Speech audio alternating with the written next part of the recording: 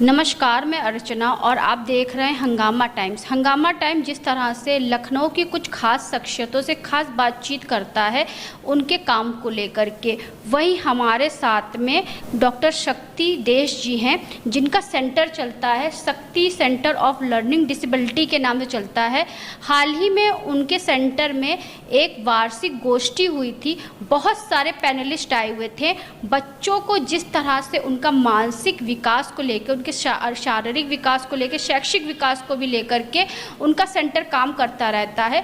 तो हम शक्ति जी से बात करेंगे कि क्या कहना चाहेंगी अपने सेंटर को लेकर के, और हाल ही में जो उनकी गोष्ठी हुई थी, वार्षिक गोष्ठी, तो कहाँ कहाँ से पैनलिस्ट आए हुए थे उनकी गोष्ठी में। तो मैम आपका बहुत बहुत स्वागत। थैंक यू, धन्यवाद।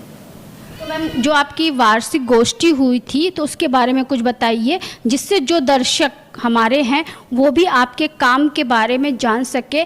ऐसे तो बहुत से लोग हैं जिनके हाथ पैर सही रहते हैं, वो अपना काम भी कर सकते हैं, अपना रोजगार भी कर सकते हैं, आगे बढ़ भी सकते हैं और देश में किसी भी मुकाम को हासिल कर सकते हैं। लेकिन आप जो इस तरह से, जिसे कहते हैं दिव्यांग बच्चे होते हैं, उनको आप एक नई ऊर्जा देती हैं, एक नई लर्निंग सिखाती हैं और आगे की ओर बढ़ाने के लिए उनको प्रेरित करती हैं। तो विगत कितने सालों से आपका सेंटर कार्य कर रहा है? यह सेंटर तो विगत 10 सालों से काम कर रहा है, लेकिन मैं इस फील्ड में मेरे को 28 साल हो गए। 28 साल हो गए, यानी कि एक काफ़ी लंबा समय आपने अपना जीवन का देश को और समाज को समर्पित किया, आप कह सकते हैं ऐसा। लेकिन इस सेंटर को मैंने 2015 से शुरू किया था, और जो हमारे साथ जो हमारे सेंटर में बच्चे आते हैं वो 3 साल से लेकर 14 साल तक के बच्चे हैं, और हम उन बच्चों के साथ काम करते हैं जो बच्चे स्कूल जाते हैं। तो आपने देखा होगा कि स्कूल में जो टीचर मीटिंग होती है, पेरेंट टीचर मीटिंग, तो पेरेंट टीचर कभी कहती है कि ये बच्चा बोलता बहुत अच्छा है लेकिन लिखने में इसको दिक्कत होती है। कुछ लोग कहते हैं ये लिखता बहुत अच्छा है लेकिन इसको बोलने में दिक्कत होती है। कुछ लिख बोल दोनों लेते हैं लेकिन उन्हें मैथ से संबंधित समस्याओं को सॉल्व करने में दिक्कत आती है। तो ये एकेडमिक जो इश्यूज़ होते हैं, इनको जो बच्चे फेस कर रहे होते हैं, या ऑटिस्टिक बच्चे कह लीजिए, जो ऑटिज़म नाम की जो एक समस्या होती है, जो कोविड के बाद से वर्चुअल ऑटिज़म के नाम से भी कई मतलब बहुत ज़्यादा देखने को मिल रही है। तो उन बच्चों के साथ में अटेंशन डेफिसिट हाइपर एक्टिविटी, यानी जो बच्चे बहुत अत्यधिक चंचल होते हैं, उन बच्चों के साथ हम लोग काम करते हैं। बहुत अच्छी बात है। तो मैम जैसे सेंटर में आपके बच्चे कहाँ कहाँ से आते हैं? लखनऊ से ही रहते हैं या बाहर से भी आते हैं? हमारे यहाँ सेंटर से मतलब लखनऊ के बाहर के भी बहुत सारे बच्चे हैं। जैसे एक बच्चा रोज़ जो है वो लखीमपुर से डेली अप डाउन करता है। लखीमपुर से उसके पेरेंट्स रोज़ आते हैं और रोज़ लेकर जाते हैं, क्योंकि वो यहाँ पर 2 जगह की गृहस्थी कह रहे थे, मैं अफोर्ड नहीं कर पाऊँगा, तो जर्नी ही उनके लिए सरल साधन लगती है। बाकी बहुत से ऐसे पेरेंट्स हैं जो बाहर के रहने वाले हैं और उन्होंने लखनऊ में सिर्फ थेरेपी के पॉइंट ऑफ व्यू से ही रह के यहाँ पर वो सेंटर से थेरेपी करा रहे हैं। और कुछ बच्चे ऐसे हैं जो जैसे एक बच्चा आयरलैंड का है या यूएस का बच्चा है, जो ऑनलाइन थेरेपी पे हमारे साथ जुड़ते रहते हैं समय समय पर। सेंटर की क्या टाइमिंग रहती है आपकी? 11 से लेकर 7 बजे तक की टाइमिंग है, यानी कि सुबह 11 से लेकर शाम तक। मैम जैसे कि एक बहुत जो है कहेंगे एक बहुत बड़ा सवाल होता है, या फिर पेरेंट्स के सामने ऐसे बच्चे चैलेंज होते हैं जिसे कहते हैं, अगर कुछ माता पिता को साल भर में, 2 साल भर में या 3 साल में पता चलता है कि उनका बच्चा सही से चल नहीं पा रहा है, या सही से खेल नहीं पा रहा है, या सही से बोल नहीं पा रहा है, या समझ नहीं पा रहा है, तो कहीं ना कहीं वो डीमोटिवेट होते हैं। फिर वो सोचते हैं कि मैं क्या करूँ।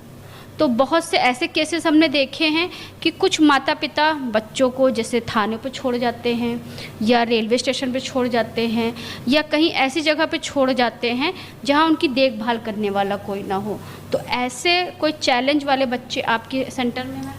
हाँ, इस समय मैं संस्था का नाम नहीं लूँगी, लेकिन यहाँ पर एक जो ऐसे बच्चे हैं उनके लिए एक फर्म, गवर्नमेंट की फर्म है जो काम करती है, उसमें से बच्चे, वहाँ के बच्चे हमारे पास आते हैं और उनके साथ हम लोग मिलके काम कर रहे हैं। तो मैम हाल ही में जो आपकी गोष्ठी हुई थी, पैनलिस्ट में कितने, कहाँ कहाँ से कौन कौन पैनलिस्ट आए हुए थे आपके? हमारी जो गोष्ठी थी, इस गोष्ठी का मुख्य उद्देश्य था कि जो ये बच्चे हैं, जैसे अभी आपने बोला था ना कि पेरेंट्स परेशान होते हैं और छोड़ जाते हैं, जिन्होंने नहीं छोड़ा, बेयर कर रहे हैं, उन बच्चों के साथ में अपनी लाइफ को सरवाइव कर रहे हैं, तो उन बच्चों पेरेंट्स के लिए क्या चुनौतियां उनके सामने खड़ी होती हैं और उन्हें कैसे कोप अप करना है, उसके ऊपर इस गोष्ठी को किया गया था।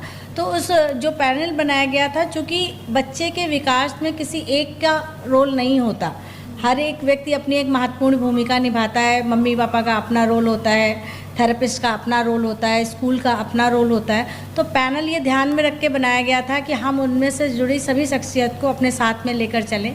तो उसमें पीजीआई से डॉक्टर अरुण श्रीवास्तव जी थे, जो कि वहाँ पर न्यूरोसर्जन हैं, और फिजिशियन में डॉक्टर आनंद जी थे, और एक speech therapist doctor Nalini KGMC से मैम हमारे साथ जुड़ी हुई थी, पारुल मैम थी जो फिजिशियन हैं वो थी, और एक कुमुद मैम को भी वहाँ पर अवेलेबल थी, जहाँ चूँकि वो एजुकेशनल साइकोलॉजिस्ट हैं और उन्होंने वहाँ पर एज ए काउंसलर काम किया है स्कूलों के साथ में। तो वो इन पेरेंट्स के लिए कैसे इन बच्चों का स्कूलों में एडमिशन कैसे हो, चीज़ें कैसे हों, उन सब चीज़ों पर चर्चा की गई थी। क्योंकि ऐसे बच्चों के लिए कोई नॉर्मल स्कूल नहीं है, और बच्चे और बहुत से जैसे नॉर्मल स्कूल वाले ऐसे बच्चों के साथ में, जो नॉर्मल बच्चे होते हैं उनके साथ में एजुकेशन शेयर नहीं करवाते, सबसे बड़ी परेशानी है। देखिए, गवर्नमेंट इंक्लूसिव एजुकेशन की बात करती है, और वर्तमान समय में जो शिक्षा पद्धति आई है वो पूरी तरह से इंक्लूसिव एजुकेशन को ध्यान में रख के लाई गई है। अभी तो बहुत सारे जो गवर्नमेंट में आज की न्यूज़ में ही है कि स्पेशल एजुकेटर्स की भर्ती के लिए गवर्नमेंट ने ऐलान किया हुआ है, ये सच है। लेकिन अभी भी अवेयरनेस कम है, और कई बार हम बड़े हैं लेकिन हमको ये नहीं समझ में आता कि हमें कैसे उनको हैंडल करना है, पर्टिकुलर सिचुएशन में कैसे उस बच्चे को डील करना है। तो ये प्रॉब्लम तो आती हैं, लेकिन उसके लिए भी बहुत सारे ट्रेनिंग, और अब स्कूलों में स्पेशल एजुकेटर्स हैं जो कि अब वो अवेलेबल करा रहे हैं। तो धीरे धीरे ये सिनेरियो चेंज हो रहा है स्कूल के लिए भी। तो बहुत से ऐसे पेरेंट्स भी होंगे जो बच्चों को इसलिए यहाँ पे छोड़ जाते होंगे कि अगर घर पे वो उनको परेशान कर रहे हैं तो कम से कम 11 से 7 वो यहाँ पे रहें, तो उनको अपने घर पे उनको कम टाइम देना पड़े। हमारे यहाँ डे केयर चलता है स्पेशल बच्चों के लिए, तो वहाँ पर हाँ कई बच्चे ऐसे हैं जिनके पेरेंट्स ये सोचते हैं कि थोड़ी देर ही रही सही, लेकिन हम कुछ तो समय यहाँ पर रहेगा तो इतनी प्रॉब्लम नहीं रहेगी मुझे घर में। लेकिन ऐसे लोगों की संख्या कम है, क्योंकि माँ ही होती है। तो यहाँ पर एक चीज़ और बहुत सारी चीज़ देखने को मिलती है जो पेरेंट्स की चुनौतियों में एक सबसे बड़ी चुनौती है कि जब ऐसा बच्चा डिटेक्ट होता है कि बच्चे को ये प्रॉब्लम हो गई है, तो फादर मनी अर्न में लग जाता है, क्योंकि इलाज महंगा है, एक थेरेपी से काम नहीं चलता, बच्चे को मल्टीपल थेरेपीज़ की ज़रूरत पड़ती है, स्पीच भी चाहिए, ऑक्यूपेशनल थेरेपी भी चाहिए, स्पेशल एजुकेशन भी चाहिए, बिहेवियर थेरेपी भी चाहिए। तो एक अर्निंग का स्रोत तो एक ही व्यक्ति है, तो वो फादर अर्निंग में लग जाता है, मदर थेरेपी में लग जाती है, और कहीं ना कहीं वो अपने पर्सनल लाइफ को भूल जाते हैं। एक समय के बाद सिचुएशन ऐसी हो जाती है कि पर्सनल लाइफ इतनी डिस्टर्ब हो जाती है कि बात तलाक तक पहुंच जाती है। ये बहुत सारे केसेस, बहुत सारे पेरेंट्स हमारे नोन में हैं जो ये सब फेस कर रहे हैं। आपको ये नहीं लगता है कि बच्चों की काउंसलिंग से ज़्यादा ऐसे पेरेंट्स लोगों की काउंसलिंग बहुत ज़रूरी होती है? मैं करती हूँ, मैं पेरेंट्स के लिए पूरी कोशिश करती हूँ। इसीलिए मैंने कल जब गोष्ठी हुई थी तो मैं वो गोष्ठी में पेरेंट्स के ही एक डिमांड थी, उसमें ये किया कि हम लोग एक पेरेंट्स एसोसिएशन डेवलप कर रहे हैं, जहाँ पर ये जो स्पेशल बच्चों के पेरेंट्स हैं, जो मम्मियाँ भूल गई हैं, कुछ मम्मियों का मेरा बहुत तमन्ना थी कि मैं जो है किटी ज्वाइन करूँ, लेकिन इस बच्चे के साथ हम नहीं कर पाते, अपना पर्सनल टाइम नहीं निकाल पाते। तो ये डिसाइड किया गया कि महीने में एक बार हम पेरेंट्स मिलके, सारे पेरेंट्स मिलके संस्था के साथ, इस सेंटर के साथ मिलकर एक महीने में 3-4 घंटे वो मम्मियाँ अपने लिए निकालेंगी, अपने लिए जिएंगी और अपनी तरह से अपने एक वर्ल्ड का निर्माण करेंगी। तो कल की जो गोष्ठी हुई थी और जितने पैनलिस्ट थे, तो उनमें क्या निकला और किस तरह की गोष्ठी आपकी सफल रही? देखिए, जो पेरेंट्स से जो क्वेश्चन आंसर आए थे उसमें जो सबसे ज़्यादा था वो एकेडमिक को लेकर ही था, कि स्कूल में एडमिशन और उनकी लर्निंग की चीज़ों को लेकर। तो जो जिस समझ में आया, निकल कर आया था, वो यही था कि सबसे पहले तो पेरेंट्स की, हम परेशान तब होते हैं जब हमारे आशा के अनुरूप कोई काम नहीं होता, हमारी एक्सपेक्टेशंस कि हम ये सोचते हैं बच्चे को ऐसा ही करना चाहिए, लेकिन हर व्यक्ति की अपनी एक क्षमताएं होती हैं। अगर हम उन क्षमताओं को जान जाएं, समझ जाएं और उसके अनुरूप काम करें तो शायद हमको परेशानी उतनी उठानी नहीं पड़ेगी। तो कल का जो जिस था वो यही था कि सबसे पहले तो हमें बच्चे के एकेडमिक से ज़्यादा जिस पे काम करना है वो व्यवहारिक ज्ञान पर ज़्यादा ध्यान देना है। हमको बच्चे को कल के जब हम नहीं होंगे तो बच्चा कैसे सरवाइव करेगा अपने लाइफ को, अपने कैसे आगे बढ़ेगा, उसके लिए बच्चे को तैयार होना होता है। तो सबसे पहले हमें उस पे काम करना होगा, फिर साथ साथ में एकेडमिक को लेकर चलना है। अगर कोई बच्चा बहुत अच्छा एकेडमिक नहीं कर पा रहा है तो इतना पेरेंट्स को लेकर फंसी नहीं होना है कि नहीं हमको इंग्लिश मीडियम स्कूल से ही पढ़ाना है या कोई बड़े स्कूल नामी ग्रामी स्कूल में ही डालना है। बेसिकली हमें बच्चे को इतना तैयार कर देना है कि जब कल को वो मार्केट जाए तो अपना जोड़ घटाना गुणा भाग करके अपने दैनिक दिनचर्या की चीज़ों को आसानी से वो निर्वहन कर सके। तो सबसे पहले हमारा फोकस उस पर होना चाहिए, बाकी सारी चीज़ें बाद। यानी कि एक तरह से देखा जाए तो आप अपने नाम का जो मतलब है उसको सार्थक कर रही हैं, शक्ति दिशा, यानी कि आपके अंदर शक्ति भी और ऐसे बच्चों को दिशा उसकी निर्धारित कर रही हैं कि वो अपने जीवन में और आगे बढ़े। ऊपर वाले का क्या कहूँ, ऊपर वाले की मेहर है कि जो मैं कोशिश अपनी यही रहती है कि अपना दी बेस्ट दूँ। और अभी तक का तो अनुभव मेरा यही रहा है कि ठीक है, जब भी कोई थेरेपी स्टार्ट करते हैं तो एक सबसे बड़ी चीज़ होती है विश्वास। वो पेरेंट्स का थेरेपिस्ट के ऊपर और थेरेपिस्ट का पेरेंट्स के ऊपर, जब तक फेथ नहीं होता तब तक वो चीज़ फलीभूत नहीं होती। तो अब तक का ये रहा है कि जो भी लोग जुड़े हैं उन्होंने अच्छा ही रिज़ल्ट, अच्छा ही फीडबैक दिया है और हम उन सभी के आभारी हैं। कि एक मूवी आई थी ना तारे ज़मीं पे, जिसको लेकर के अभी सितारे ज़मीं पे भी आ गई, लेकिन जो तारे ज़मीं थे वो ज़्यादा सुपर डुपर हिट हुई थी। ये मूवी उतनी हिट नहीं हुई, लेकिन हाँ उसी को लेकर के हुआ। लेकिन कहीं ना कहीं ऐसी मूवीज़ जब आती हैं तो अन्य लोगों को प्रेरणा मिलती है और ऐसे लोग प्रेरणा स्रोत मिलते हैं। जैसे कि अभी आप देख रहे होंगे कि एक लड़की थी जिसकी हाल ही में शादी हुई है, सिमरन नाम है उसका, और जो गोल्ड मेडल लेकर के आई है, उसको भी कहीं ना कहीं उसकी आंखें वीक हैं, लेकिन उसके पति, उसके घर परिवार ने उसके अंदर का मनोबल को और बढ़ाया, जिससे वो आज भारत के लिए खेली और आगे चल करके वो और तैयारी कर रही है कि वो और अच्छा जो है इस चीज़ में अचीव करे। देखिए, ये हमको सबको समझना होगा कि हर व्यक्ति सिंगर नहीं होता है, हर व्यक्ति क्रिकेटर नहीं होता है। इसी तरीके से हर व्यक्ति की अपनी क्षमताएं होती हैं, अपनी कुछ चीज़ें होती हैं। इन बच्चों में भी पोटेंशियल्स होते हैं, ज़रूरत होती है उन्हें पहचानने की और उन्हें तराशने की। तो एज ए थेरेपिस्ट हम लोग कोशिश करते हैं कि उनकी जो भी ताकत है उस ताकत पर कंसंट्रेट करें, ना कि उनकी कमजोरियों को बार बार इंगित करके उनको डिमोरलाइज करें। जहाँ भगवान कहते हैं, जहाँ भगवान एक शक्ति छीनता दूसरी शक्ति बढ़ा देता है, तो ऐसे बच्चे कहीं ना कहीं और पावरफुल होते हैं, इसीलिए इनको दिव्यांग कहा जाता है, यानी कि दिव्य आकार कहा जाता है। हाँ, हमारे यहाँ जो बच्चे हैं हम तो उन्हें कहते हैं कि वो गॉड ग्रेस है। हाँ, स्पेशल बच्चे हैं। वो बच्चे ऐसे बच्चे हैं जो कई बार जिन रीजनिंग को हम लोग सॉल्व नहीं कर पाते, हम लोग इतना तार्किक नहीं सोच पाते, वो बच्चे उस लेवल का सोच जाते हैं, उस तरह से रिएक्ट कर जाते हैं। तो कई बार सोचने के लिए मजबूर हो जाते हैं कि यार इसको ऐसे भी तो किया जा सकता था। तो बहुत कुछ उन बच्चों से भी हम लोग सीखते हैं। हाल ही में आप इतने मोटिवेशन जो है वीडियो आते हैं जो जहाँ बच्चों दिखाया जाता है जिनके 2 हाथ नहीं, लेकिन तब भी वो तीर निशाने पे लगा रहे हैं। किस तरह से जो है जिनको एक महिला को चलती ट्रेन से फेंक दिया गया था, उनके दोनों पैर कट गए, लेकिन माउंट एवरेस्ट उन्होंने चढ़ा। तो ये सब चीज़ें जो मोटिवेट होते हैं और जिसको मोटिवेशन कहते हैं, इन सब चीज़ों को लेकर के कहीं ना कहीं इन बच्चों को और आगे बढ़ाने के लिए आप अपना कार्य कर रही हैं। तो इस तरफ रुझान कैसे गया आपका? ये मैंने बाय चॉइस चुना है, क्योंकि मुझे जब मैं एकेडमिक पढ़ रही थी, पढ़ाई के दौरान में मुझे लगता था कि मुझे कुछ करना है ऐसा इन बच्चों के लिए, क्योंकि इनको समझना हर एक की बस की बात नहीं होती। तो बाय प्रोफेशन मैं चाइल्ड साइकोलॉजिस्ट हूँ।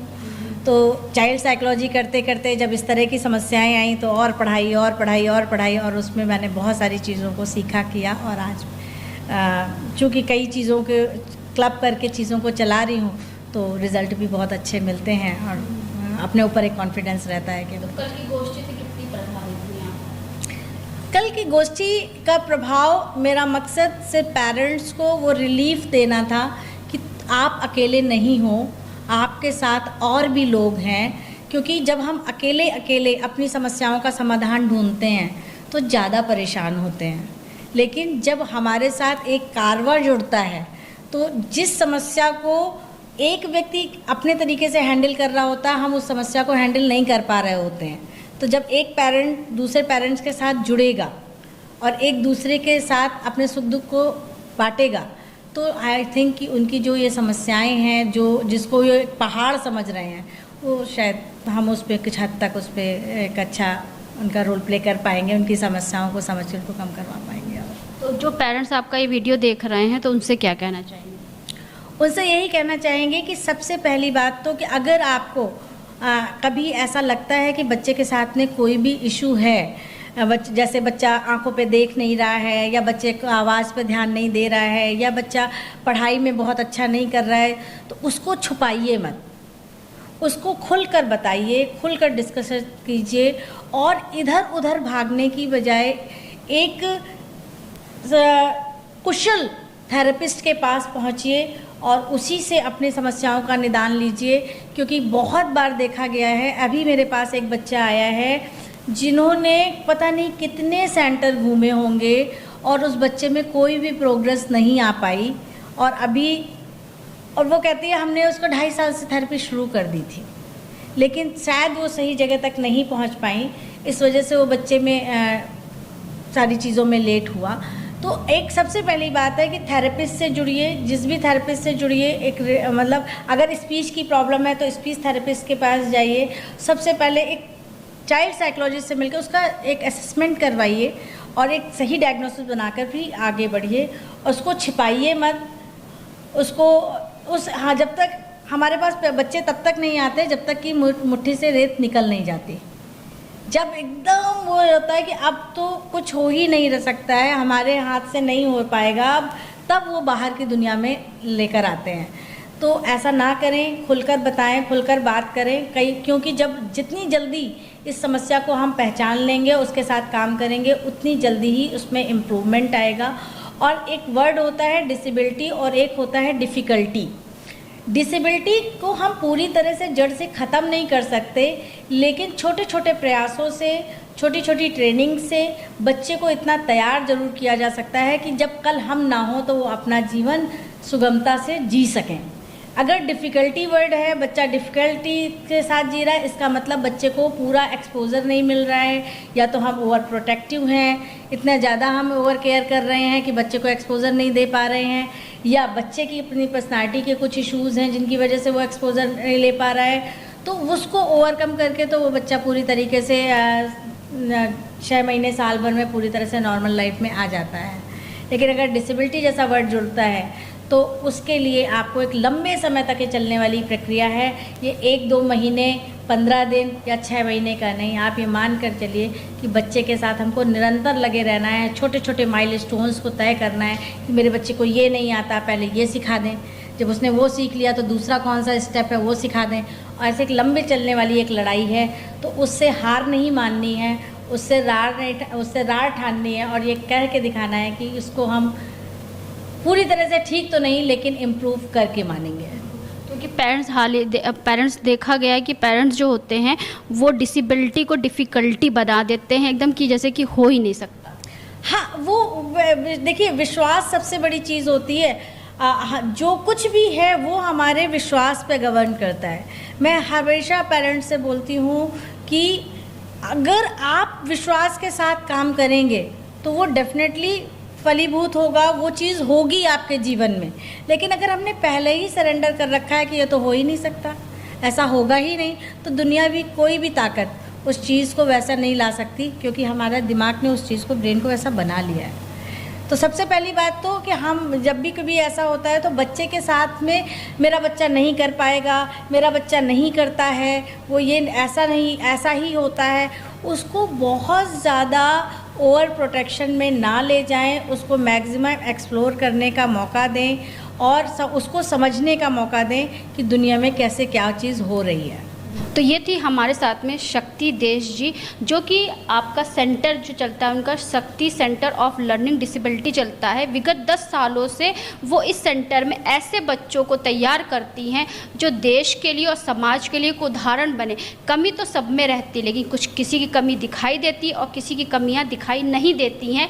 लेकिन जिनकी कमियां नहीं दिखाई देती हैं तो ऐसा नहीं कि वो सर्वगुण संपन्न है, और जिनकी कमियां दिखाई देती हैं तो यानी कि उनकी ऐसी कमियां दूर नहीं हो सकती। लेकिन जो ऐसे दिव्यांग बच्चे होते हैं जिनको आगे की ओर बढ़ाने के लिए विगत 10 सालों से शक्ति जी, जो कि इस सेंटर की फाउंडर हैं, वो काम कर रही हैं। लेकिन सेंटर के माध्यम से 10 सालों से कर रही हैं, लेकिन 28 सालों से वो इस काम में लगी हुई हैं। परिवर्तन प्रकृति का एक नियम होता है। बच्चों के अंदर भी अगर कुछ कमी है, ऐसे बच्चे जो दिव्यांग बच्चे हैं, उन कमियों को दूर करने के बाद भी वो उस कमियों को पूरा करती हैं और उसको कहीं ना कहीं देश में और समाज में ऐसा स्थान दिलाने की कोशिश करती हैं जो अन्य बच्चे जिसके पात्र हैं। तो ऐसे ही लखनऊ की कुछ खास शख्सियतों से हम खास बातचीत करेंगे कि वो अपने सेंटर या संस्था के माध्यम से कुछ अनोखा करके अन्य लोगों से किस तरह से उन्होंने लखनऊ में एक खास जगह बना के रखी है। तो आज हमारी खास शख्सियत की खास कड़ी में थी शक्ति देश जी, जो कि आपका फाउंडर है शक्ति सेंटर ऑफ लर्निंग डिसेबिलिटी की। तो इसी के साथ मैं अर्चना आपसे इजाज़त लेना चाहूँगी। धन्यवाद। बने रहिएगा हंगामा टाइम न्यूज़ चैनल के साथ में। ऐसे हम आपको कुछ लखनऊ की खास शख्सियतों से रूबरू कराते रहेंगे। धन्यवाद। हंगामा टाइम्स की तमाम खबरों को देखने के लिए हंगामा टाइम्स को सब्सक्राइब कर लीजिए और बेल आइकन दबा लीजिए। अगर आपको ये वीडियो अच्छा लगा हो तो लाइक बटन प्रेस कर अपनी प्रतिक्रिया हमारे कमेंट बॉक्स में देना मत भूलें।